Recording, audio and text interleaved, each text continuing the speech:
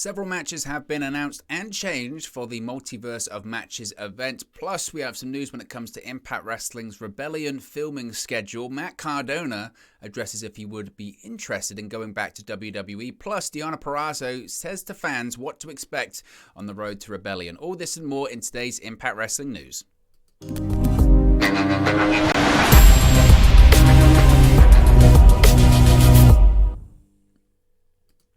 Hey guys, welcome back to Wrestle News 365. Hope everyone is doing very well. As always, there are plenty of news stories to get into in the world of Impact Wrestling. So let's start off talking about Ultimate X. Yes, Ultimate X has been announced for Multiverse of Matches. The Impact Wrestling X Division Championship is going to be on the line. And this is a bit of a curious one because Impact Wrestling have announced some matches for the Multiverse of Matches.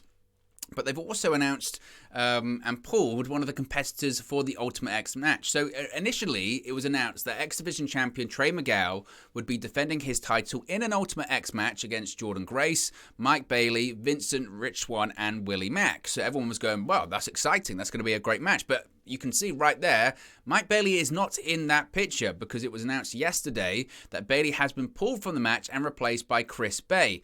Now, initially, everyone went, well, what's going on? Is Bailey injured? Do they have different plans? What's the situation? So there was a lot of confusion, obviously, but it was later announced that Chris Bay would be replacing, Chris Bay would be replacing Mike Bailey, and the reason why Mike Bailey was pulled from the match is because he's going to be facing Alex Shelley in the Multiverse of Matches event in a singles match. So that's the situation. We've got Ultimate X, and we've also got Mike Bailey versus Alex Shelley. So let's start off talking about this Ultimate X match, and then we'll go back to the Alex Shelley match.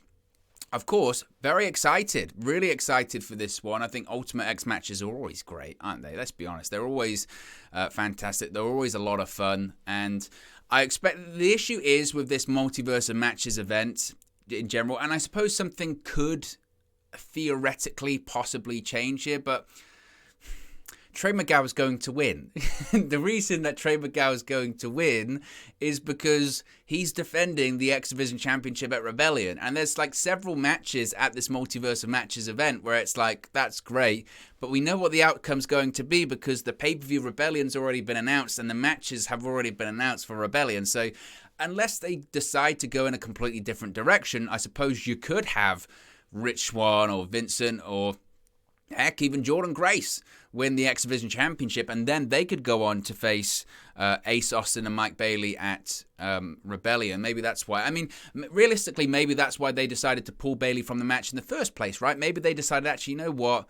We don't want to give away Miguel and Bailey because we're going to be doing that at Rebellion. So instead, given that Trey Miguel is going to be winning this match, given that Trey Miguel is going to be retaining his X Division Championship, it just makes more sense that we don't kind of kill that off in this one, and we kind of save that for when it's going to be special, which is going to be the Rebellion pay-per-view. So I guess that somewhat makes some sense.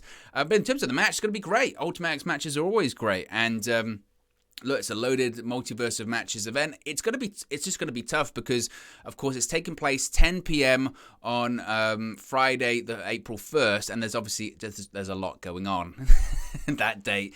There's a Ring of Honor Supercard of Honor. There's SmackDown, which is the final WWE show before WrestleMania the following night.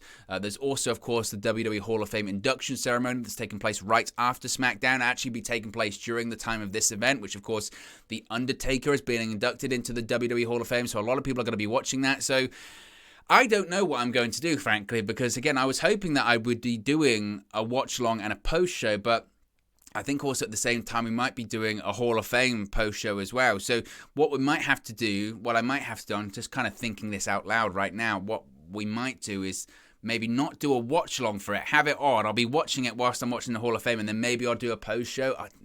We'll see what we can do, folks. This is going to be a very, very, very hectic weekend. This time next week, I'm going to be like, okay, embrace yourself, because it's going to be a wild one, because I do want to see the Multiverse of Matches. I do want to see Supercard of Honor, and of course, it's WrestleMania weekend. And we've got Stand and Deliver on the same day as WrestleMania Night 1. So there's going to be so much going on, but this match should be great, and we're back to having a big old WrestleMania weekend, and it's great. Now, as I mentioned, Alex Shelley is going to be facing off against Mike Bailey at Multiverse of Matches 2, which again I think probably makes more sense considering we are going to get Trey Miguel versus Mike Bailey versus Ace Austin for the X Division Championship at Rebellion, so I guess they wanted to keep them separate. Alex Shelley is going to continue just to have unbelievable matches as well. Since he returned to Impact, we had a match against Jay White. He's now teaming up with Chris Sabin once again, and now he's going to be facing Mike Bailey. Whew. Alex Shelley is just great because you know as well he doesn't have a contract with Impact Wrestling. He's still working on a handshake deal like he was previously, and he's just going to have great matches. I think logic would suggest also that Mike Bailey would win this one because whilst Alex Shelley is Alex Shelley and he's a legend, and certainly in Impact Wrestling circles, he's a huge legend of Impact Wrestling, of all he's achieved there, but you've got a guy in there that's going to be competing for the X Division Championship just a few weeks later at a pay-per-view. It doesn't make a lot of sense for him to be losing on the way to doing that, even if it is Alex Shelley. So I think realistically, we'll probably get Mike Bailey winning that one. But it wasn't the only match announced for Multiverse of Matches as well, because Josh Alexander is going to be teaming up with Jonah to face Moose and PCO, which is a curious one because, again, the Multiverse of Matches, the way that I understood it is that it was going to be a card filled with matches of people from different promotions facing off, or at the very least people representing other promotions.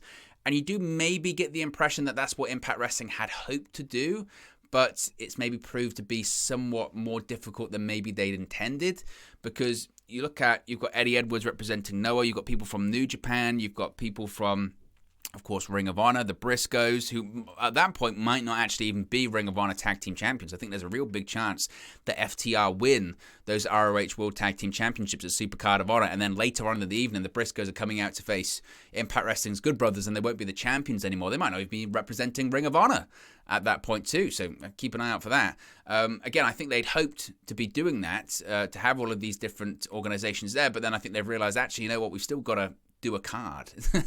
And because of that, you've got these matches like the Impact Wrestling's Ultimate X match and this tag team match, which is just filled with Impact Wrestling talent. If it was going to be a proper Multiverse of Matches event, it would have been a lot of fun if we could have seen possibly some non-Impact Wrestling people, and especially the Ultimate X match. That would have been a lot of fun. At least get a couple of New Japan people in there, and maybe they will tweak that. But this match, look, obviously, Moose versus Josh Alexander is going to be the main event of Rebellion. I'm excited for that. But one of the most, I guess, underrated and fun feuds recently in Impact has been Jonah versus PCO. The match they had at Sacrifice, I mentioned before, it was a really good show of a lot of great matches. And maybe you could argue that Jay White versus Alex Shelley was the best match from that show. But Jonah versus PCO was great. It was just one of those, I guess, modern big man matches where two guys are just doing stuff that guys their size shouldn't be able to do, flying around all over the place, just doing craziness, crazy bumps, and it was a lot of fun. So I hope we'll see the same in this one, and I think we probably will. So that certainly is going to be a lot of fun. I'm very excited to see it. A few updates when it comes to Rebellion. As I mentioned, that's Impact Wrestling's next pay-per-view event. Now, a new report has a note when it comes to Impact Wrestling's filming plans as they head into Impact Rebellion next month. PW Insider is reporting that there will likely be some content filmed over WrestleMania weekend in Dallas. Of course, when they're at WrestleCon, and I'm sure they'll probably do some stuff when it comes to backstage at Multiverse of Matches, etc. But outside of that, all of the matches and segments leading into the April 23rd pay-per-view were completed at the recent tapings in Philadelphia, so there isn't going to be any more Impact Wrestling tapings or big angle shot as far as we're aware, so I think it's probably worth pointing out. It was also interesting to see that Sign Guy Dudley was at the most recent set of Impact Wrestling television tapings in Philadelphia. But if you haven't seen the spoilers so far, and like I said, I was slightly shocked how, I suppose, not totally newsworthy the most recent set of Impact tapings were, considering the arena they were in, 2300 Arena, the former ECW arena. I thought there probably would be maybe some more real newsworthy stuff to come out of it, but there was not. So everything's filmed and ready to go for Rebellion, and then we'll see what happens at the event, and then we'll see what happens after that. Matt Cardona recently did an interview with Cultaholic, and he was asked, would you be interested in going back to WWE? Matt Cardona arguably has been one of the most successful people of those people that were let go by WWE in the pandemic due to the dreaded budget cuts. But he was asked, considering your sort of newfound success, would you be interested in going back? And it's quite interesting to see what Cardona said. He said, quote, if Vince McMahon called me or Bruce Pritchard or John Laurinaitis called me, of course I would pick up. Of course I would have a conversation. Why wouldn't I? I'd be lying right now if I said I never want to wrestle in Madison Square Garden or I never want to wrestle at WrestleMania again. Anybody who says that is effing lying, quite frankly. But I'm not doing what I'm doing now hoping to get back. I don't do what I do thinking, oh man, what do I have to do to get back to WWE, or what do I have to do to get to AEW to look at me? No, I'm doing me. If those opportunities present itself, great, but the state of pro wrestling is on fire right now. You don't need to be in those two companies. I'm trying to prove you don't need it. And I think it's a good point by Matt Cardona, and I think it's always worth pointing out. That's, money always talks and opportunity always talks. If Matt Cardona, if Vince McMahon called up Matt Cardona and said, look, we want you to come back. We've got big plans for you. You're going to be wrestling at WrestleMania. It's very tough to turn down. I think if it was him, he'd be like, well, you didn't really rate me before. What's changed? The AEW situation, he thought he was going to get a contract. He didn't. I don't necessarily blame AEW for not really giving him one, frankly, because, they got... He needed to do what he was doing now. I said this when he got released by WWE. We don't want to see Zack Ryder at that point. Zack Ryder was tired and tapped out. He came in as Matt Cardona in AEW, but he was still Zack Ryder. And when he came into Impact initially, he was still Zack Ryder. He was still doing Zack Ryder stuff, just under his real name. Now, it was really the GCW stuff that really turned the attention because we saw this different side to Matt Cardona. Ironically, he really wasn't changing anything because he was still being Zack Ryder, but just in an ECW-esque environment. And then he's really, embraced it and adapted to it. And now we're seeing what he truly can be. But he needed to do all of this kind of stuff. Does it work if he goes back to WWE? Probably not. I don't think he probably will. AEW slightly different. We know that they're a bit more open to that philosophy, and maybe they will change that. But I still think there's a lot to do for Cardona in Impact, to be honest with you. He's the digital media champion right now, but I wouldn't be surprised if he becomes the Impact World Champion by the end of the year. That's just my opinion. Finally, Donna Perez has given an update as to what to expect on the road to Rebellion. She said, quote, I think expect the unexpected. What's been so fun and reinvigorating about wrestling right now, the entire wrestling community, but also specifically Impact Wrestling, is this multiverse that we all get to go through these doors. And I think Impact doesn't get the credit it deserves for being the hub of the multiverse. We spoke about this before. She said the possibilities are endless, so keep an eye out. We don't really know what she's doing when it comes to Ring of Honor, it must be said at the moment, because she's not been announced as far as I'm aware for Supercard of Honor, and I guess that Ring of Honor Women's World Championship is kind of up in the air at the moment. We don't know, and we'll have to wait and see. Speaking of that Forbidden Door, though, also, I want to touch on this before we wrap up. Impact Wrestling's Trey Miguel was on an interview with Outer Focus, and he was asked about this Forbidden Door, a bit like Donna Perez was saying, but he was asked, you don't really see a lot of Impact Wrestling guys showing up in, say, AEW or something like that. Why? And he says, is this because Impact wrestlers aren't allowed to go elsewhere? He said, quote, that's not it.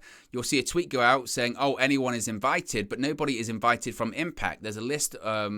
There's this list of big guys. Sami Callihan went there, Moose went there, and the Good Brothers, but that's it. But the list is huge from guys that have come in. So he's kind of saying, look, actually, we weren't really invited to go to AEW during that whole AEW and Impact Wrestling crossover. And I think that's quite interesting to keep an eye out for as well. Nevertheless, guys, let me know your thoughts on today's Impact Wrestling news in the comment section below. Be sure to like and subscribe to Wrestling News 365, and I'll speak to you again very, very soon. Hey guys, thank you for watching, listening, streaming, or however you come across this video today. Be sure to click on the video on the right there to watch our next video, or click the bottom there to subscribe, or the bottom right hand corner. Thank you very much, and I'll speak to you again very soon.